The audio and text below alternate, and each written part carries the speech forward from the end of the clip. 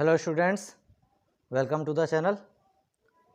तो देखिए हम लोग जो सीबीएसई क्वेश्चन पेपर 2023 में आया हुआ है इसका सलूशन कर रहे थे और इसमें हम लोगों ने सेक्शन सी को लगभग कंप्लीट कर दिया था। लास्ट क्वेश्चन बचा था हमारे पास, वो भी जो चॉइस में है, prove that root two is an irrational number. तो पहले इसको देखेंगे और फिर ये सेक्शन डी हम स्टार्ट कर देंगे इसी वीडियो में, ठीक है।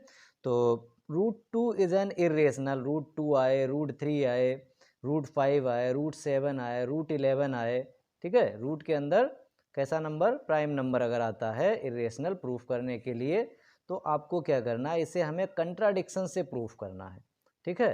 कंट्राडिक्शन मेथड कैसे यूज होता है, जैसे देखिए इसको हम क्या करेंगे, सबसे पहले सपोज कर लेंगे रूट टू को, let root two is a rational. इसे हमने क्या सपोज कर लिया, रेशनल। तो रेशनल अगर नंबर है तो रेशनल नंबर को आप सभी जानते हैं किस फॉर्म में लिखेंगे, पी अपान क्यू की फॉर्म में लिखते हैं। ये जहाँ पी और क्यू क्या है, पी और क्यू भाई इंटीजर्स होते हैं, तो यहाँ लिख देंगे P and Q are integers and Q is not equal to 0। और साथ में ये भी लिखेंगे जो पी क्यू हैं ये कैसे हैं, पी क्यू आर को प्राइम। ये सबसे इंपॉर्टेंट पॉइंट है भाई, पी क्यू को प्राइम।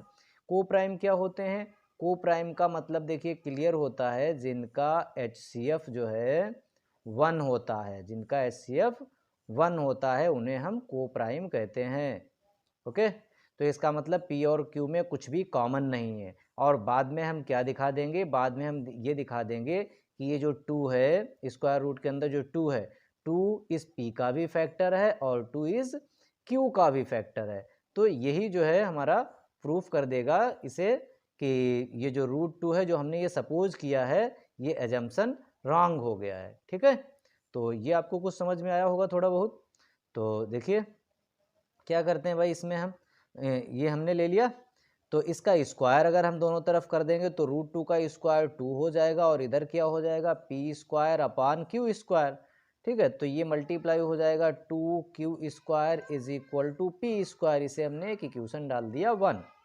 अब देखिए पी स्क्वायर की जो वैल्यू है वो 2 मल्टीप्लाई क्यू स्क्वायर है, इसका मतलब ये 2q स्क्वायर, इसमें 2 मल्टीप्लाई है तो ये किससे डिविजिबल है, तो ये हमारा 2q स्क्वायर 2 इसके साथ में मल्टीप्लाई है तो 2 से तो ये डिविजिबल है, इसका मतलब पी स्क्वायर 2 से डिविजिबल है। क्यों, क्योंकि पी स्क्वायर की ही तो ये वैल्यू है, तो इसे हम लिख सकते हैं 2 जो है वो डिवाइड करेगा किसे, 2 डिवाइड्स पी स्क्वायर। इसका मतलब है जो 2q square is equal to P square लिखा है, इसका मतलब 2 डिवाइड करेगा पी स्क्वायर को, पी स्क्वायर को मतलब 2q स्क्वायर को 2 डिवाइड करेगा तो इसे भी करेगा, ये इसके बराबर ही तो है। तो यहाँ से क्या मिलेगा, यहाँ से ये मिलेगा कि 2 डिवाइड करेगा p को, ठीक है।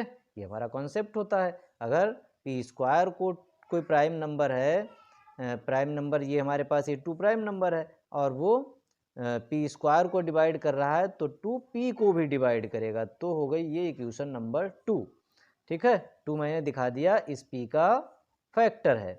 2 डिवाइड्स p का मतलब क्या है, इसका मतलब है 2 is a factor of p। इसको ना लेकर के इसे ले लेते हैं इक्वेशन 2, ओके।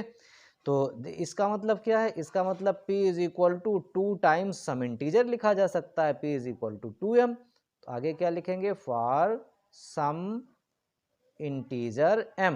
भाई 2 अगर p का फैक्टर है तो p is equal to 2 times m, 2 times कोई इंटीजर होगा, ठीक। अब इसका कर देते हैं स्क्वायर, फिर से स्क्वायर कर देते हैं, तो यहाँ पर स्क्वायर कर देंगे पी स्क्वायर हो जाएगा और ये 4m स्क्वायर हो जाएगा। क्या कर दिया हमने, हमने स्क्वायरिंग कर दिया भाई, इसका स्क्वायर कर दिया, ओके। तो हमें ये मिला।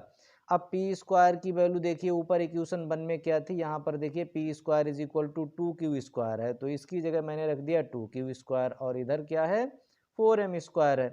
तो 2 से ये 4 कैंसिल होगा, 2 2 जा 4 और यहाँ आ जाएगा q square is equal to 2m square. फिर से देखिए क्या बना है, q स्क्वायर जो है 2 टाइम्स m स्क्वायर है, इसका मतलब क्लियर है कि 2 किसे डिवाइड करेगा, 2 डिवाइड्स क्यू स्क्वायर, और 2 अगर क्यू स्क्वायर को डिवाइड करेगा तो 2 बाई क्यू को भी डिवाइड करेगा, ओके। और 2 जब क्यू को डिवाइड करेगा इसका मतलब क्यू इज इक्वल टू नहीं, ये अब हमारा क्लियर हो गया क्या कि 2 जो है 2 is a factor of Q।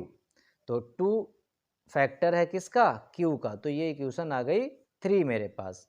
Clear है यहाँ से। देखिए इस इक्वेशन में मेरे पास इक्वेशन 2 में क्या हमने दिखाया कि 2 is a factor of P, इसमें 2 फैक्टर है P का, और यहाँ क्या दिखाया कि 2 फैक्टर है Q का। और स्टार्टिंग में P और Q कैसे थे, को प्राइम, मतलब को प्राइम का मतलब है P और Q में 1 के अलावा कुछ भी कॉमन नहीं था। और हमने क्या दिखा दिया है कि 2 जो है कॉमन फैक्टर है, कौन से, इक्वेशन 2 से एंड 3 से। From equation 2 and 3 it is clear that 2 is a common factor of P and Q। तो 2 जो है वो कॉमन फैक्टर हो गया। ये किस बात को दिखा रहा है, ये इस बात को दिखा रहा है, इस बात को कंट्राडिक्ट कर रहा है कि P and Q are coprime. ठीक है, विच यहाँ लिख सकते हैं, which contradicts that P and Q are coprime. तो ये कंट्राडिक्शन क्यों आया है, ये आया हमारे रॉन्ग एजम्पशन के कारण। हमने गलत एज्यूम किया है क्या, रूट 2 रेशनल है। तो इसका मतलब, तो यहाँ हम लिख सकते हैं this is due to wrong assumption. ठीक है, हेंस रूट 2 इज क्या हो जाएगा, hence root 2 is irrational number. ठीक है, ओके। इसी तरीके से सब आपके पास रूट 3 आ जाए या रूट 5 आ जाए तो यहाँ जो 2 है इसकी जगह 5 हो जाएगा, 3 यहाँ 2 है यहाँ 3 हो जाएगा, और 3 कॉमन फैक्टर होगा, 5 होगा तो 5 कॉमन फैक्टर हो जाएगा P एंड Q का। ठीक है, तो अब हम लोग क्वेश्चन नेक्स्ट पर बढ़ते हैं, जो कि हमारे पास देखिए क्वेश्चन नंबर है,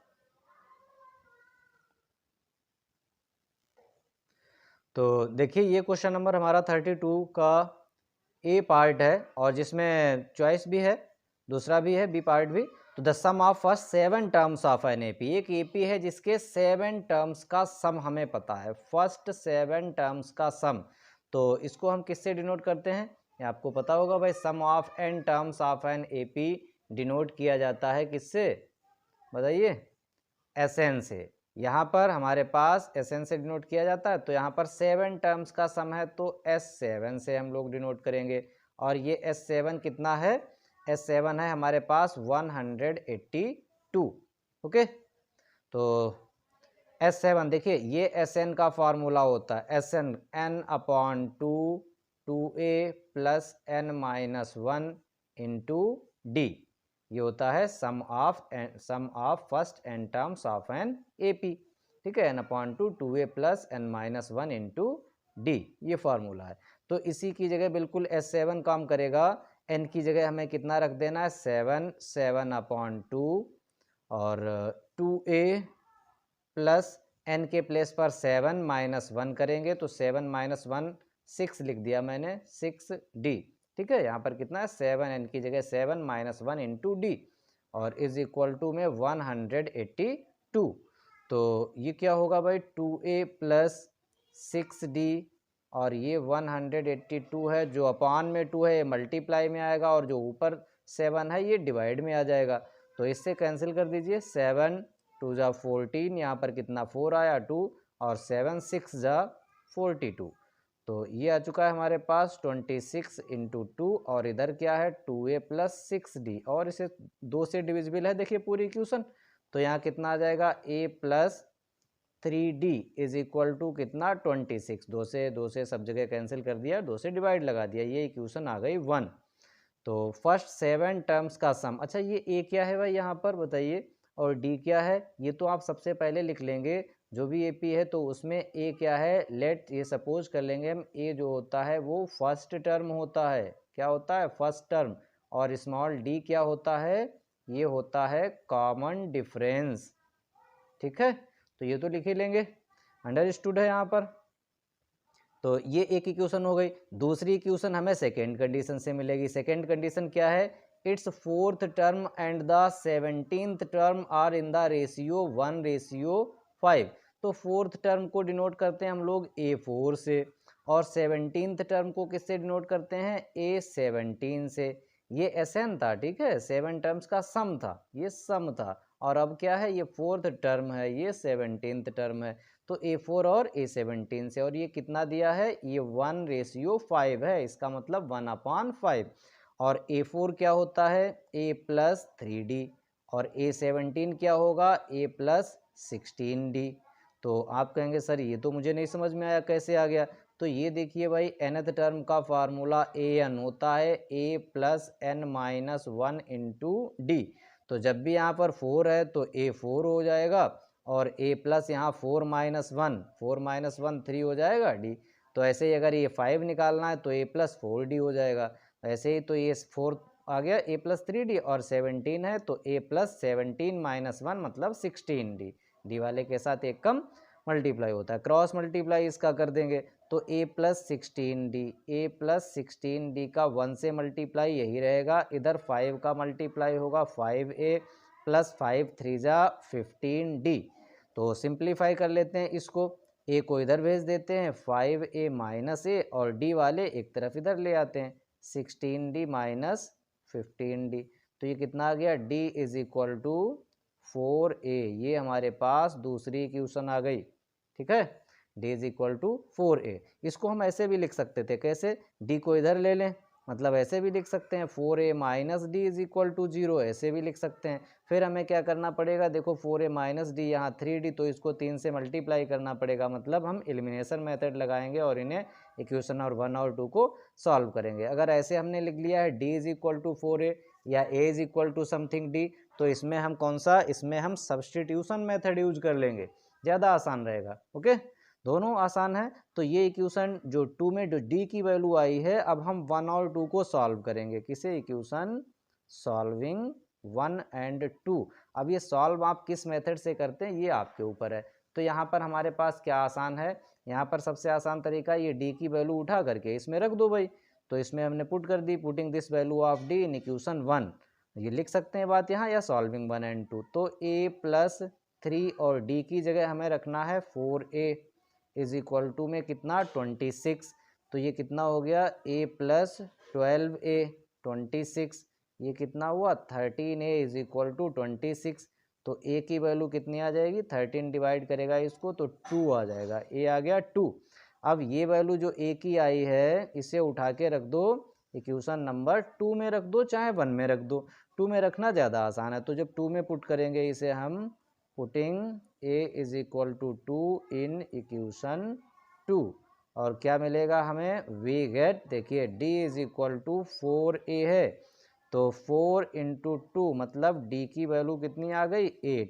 अब जब भी हमें देखिए क्या क्या पता चल जाता है भाई, A फर्स्ट टर्म और कॉमन डिफरेंस अगर D पता चल जाता है तो फिर कोई दिक्कत नहीं होगी, हमें AP का कोई सा भी टर्म फाइंड करना हो या वो AP फाइंड करनी हो। यहाँ क्या निकालना था, यहाँ देखिए क्वेश्चन में कहा है फाइंड द AP, तो AP निकाल लेते हैं, हमें A भी पता चल गया और D भी पता चल गया। तो देखिए AP क्या होगी, तो जो AP होगी, AP रिक्वायर्ड AP ये होगी, फर्स्ट टर्म हमारा होता है A और सेकेंड टर्म होता है A+D, थर्ड टर्म क्या होता है A+2D, इस तरीके से टर्म होते हैं। तो फर्स्ट टर्म तो हमारे पास ये 2 आ चुका है, A+D में ये 2 और +8 करेंगे तो कितना हो जाएगा, 10 हो जाएगा। यहाँ पर देखिए भाई A में क्या करते हैं हम, D ऐड करते चले जाते हैं, तो यहाँ पर A+D हो गया। अब देखो इसमें चाहे ये वैल्यू उठा करके रख दो या सीधे आप 2 और 8 ऐड कर दिया, 10 आ गया, फिर 8 ऐड कर देंगे 18 आ जाएगा।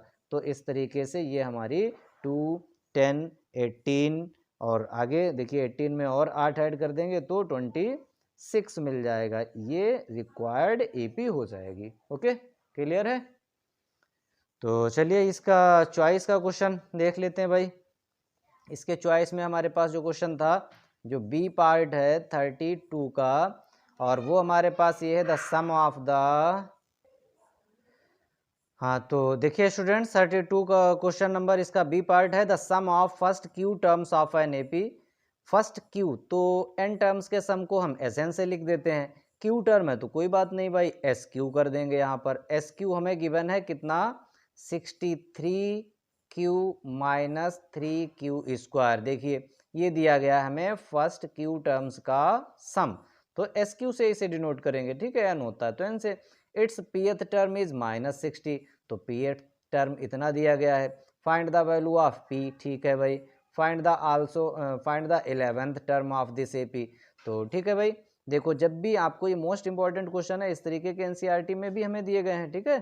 जो चैप्टर हमारा 5th है उसमें जो एक्सरसाइज है उसमें आप देखेंगे तो एस क्यू, तो इसमें क्या करते हैं, इस तरीके के क्वेश्चन में क्यू की जगह जब हम 1 रखेंगे तो हमें S1 मिलेगा, रखते हैं भाई 63 इंटू 1 माइनस 3 1 स्क्वायर, तो बताइए क्या है 63 माइनस 1 का स्क्वायर तो 1 हो जाएगा, और 1 का 3 से मल्टीप्लाई 3 मतलब 60 आ गया S1।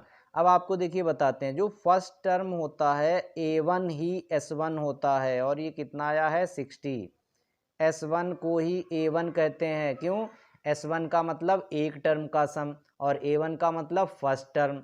तो भाई कोई एपी अगर आपके पास लिखी है तो उसके एक टर्म का सम फर्स्ट टर्म ही तो होगा, जैसे अभी हमने पिछले क्वेश्चन में एपी निकाली, जैसे 2 और ये 10 और ये 18, इस तरीके से। तो कोई कहे भाई इसके एक टर्म का सम बताओ S1, तो बताओ ये पहला ही तो टर्म होगा S1, तो S1 ही A1 होता है। और दो टर्म का जब हम सम निकालते हैं S2, तो S2 में क्या होगा, ये दो टर्म सम हो जाएंगे, मतलब A1 प्लस A2। क्लियर है इतना, तो A1 आ चुका है हमारे पास। अब हम S2 निकालते हैं, S2 कैसे आएगा, Q की जगह पर 2 पुट कर देंगे इसमें, तो 63 इंटू 2 माइनस 3 और यहाँ पर 2 का स्क्वायर, सॉल्व कर लो इसको भाई।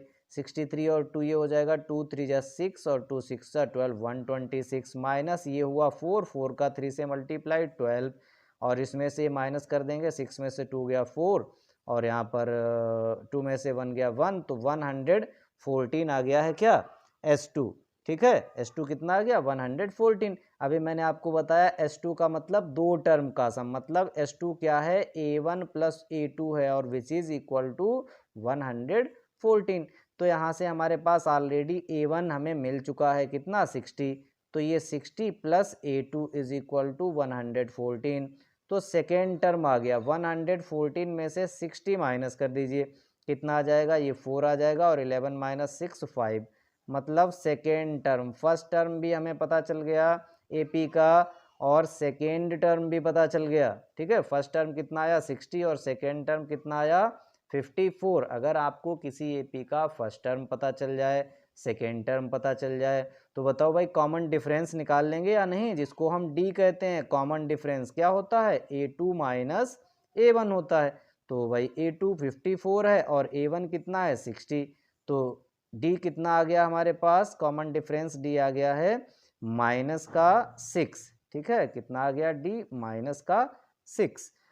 अब देखिए हमें एपी का फर्स्ट टर्म मिल गया, सेकेंड टर्म और डी। अच्छा यहाँ पर एक बात आपको और बताते हैं, यहाँ से एक फार्मूला बन जाता है nth टर्म का, an जो होता है वो SN माइनस 1 का भी आप यूज कर सकते हैं। जैसे आपको A2 चाहिए हो तो इसका मतलब S2 माइनस S1, ठीक है, सीधे ऐसे यूज कर सकते हैं। तो S2 हमने अभी निकाला था यहाँ पर कितना 114 माइनस S1 कितना है 60, देखिए 114 माइनस 60, तो यही तो आया कितना 54। तो इस तरीके से भी आप यूज कर सकते हैं। तो फिलहाल अभी तो हमने आसानी से S2 और इस तरीके से रख दिया, हम D तक पहुँच चुके हैं, हमारे पास D आ गया। अब हमें क्वेश्चन में क्या दिया था, हमें दिया था यहाँ पर देखिए पीएथ टर्म इज -60, पीएथ टर्म कितना है इसका -60, तो nth टर्म को an से डिनोट करते हैं, तो पीएथ टर्म को हम ap डिनोट कर देंगे, सिंस हमें कितना दिया है पीएथ टर्म इज -60। और इसका फार्मूला देखिए क्या बन जाएगा बताइए, जब पीएथ टर्म का लिखेंगे तो a plus P minus 1 into D is equal to -60। ये कहाँ से फार्मूला आ गया, nth टर्म का फार्मूला अभी आपको बताया a plus n minus 1 into D, तो यहाँ पर p कर देंगे n की जगह पर, ओके। तो फर्स्ट टर्म, हाँ a क्या होता है, a होता है भाई फर्स्ट टर्म, फर्स्ट टर्म को a1 से भी लिखते हैं a से भी लिखते हैं, यही a है हमारे पास, ओके। तो यहाँ पर हम वैल्यू पुट कर देंगे, a की जगह कितनी 60 प्लस पी माइनस 1 और डी के प्लेस पर कितना रख देंगे -6 इज इक्वल टू -60। तो ये जो 60 है इसको उधर भेज देते हैं, इसको इधर भेज देते हैं। तो देखिए ये -6 का मल्टीप्लाई कर देंगे इस p से तो -6p हो जाएगा, -6 का मल्टीप्लाई कर देंगे इस 1 से तो प्लस का 6 हो जाएगा, और इस 60 को उधर भेज देते हैं तो -60 और -60 ये कितना हो गया, माइनस का 120, और ये -6p है तो ये 6 को भी उधर भेज दिया तो -6 हो गया, तो ये -126 हो गया, -6p। तो नेगेटिव से नेगेटिव कैंसिल हो गया और p की वैल्यू हमारे पास 126/6 कितना हो जाएगा, 21। तो p आ गया है हमारे पास 21। क्लियर है। यहाँ से सॉल्व आप थोड़ा सा अपने तरीके से कर सकते हैं, अगर इसको मल्टीप्लाई नहीं करेंगे तो भी ये उधर आएगा -120 और -6 डिवाइड में ले आएंगे सीधे, तो थोड़ा सा और आसान हो जाएगा। ठीक है, फिलहाल ये भी कोई कठिन काम थोड़ी है। p आ गया है। हमें क्वेश्चन में क्या क्या पूछा था, देखिए क्वेश्चन में हमसे पूछा था इसमें ये pth टर्म है तो find the value of p आ चुका है। Also find the 11th term of this ap। तो 11th टर्म, भाई 11th टर्म का मतलब क्या है, a11 निकालना है, और a11 क्या होता है, a + 10d। ओके, तो a की जगह आप वैल्यू रख देंगे 60 है, ये देखिए 60, और +10 × d के प्लेस पर मेरे पास आया हुआ है -6, तो ये 60 और ये -60 कितना आ गया, 0, मतलब 11th टर्म हमारा क्या आ गया है, 0। इस तरीके से हमारा ये क्वेश्चन 32 क्लियर हुआ, जो कि 5 नंबर में ये सेक्शन डी का हर एक क्वेश्चन 5 मार्क्स का है। तो ये चॉइस में था, इससे जो पहले हमने अभी किया था, ठीक है, एपी का ही क्वेश्चन। और ये अब अच्छा टाइम तो देखिए 21 मिनट्स के आसपास अपना वीडियो हो गया है, तो इस सेक्शन डी में भी हम 2 पार्ट कर लेंगे। तो नेक्स्ट पार्ट में हम लोग ये सॉल्व कर लेंगे कौन कौन से, देखिए एक तो क्वेश्चन 33 का ए एंड बी, ये 2 हो जाएंगे, और 34 और 35। चलिए ठीक है, थैंक यू। जो भी नए लोग हैं वो चैनल को सब्सक्राइब जरूर कर लें भाई प्लीज़, और ज़्यादा से ज़्यादा सभी को शेयर करें। Thank you.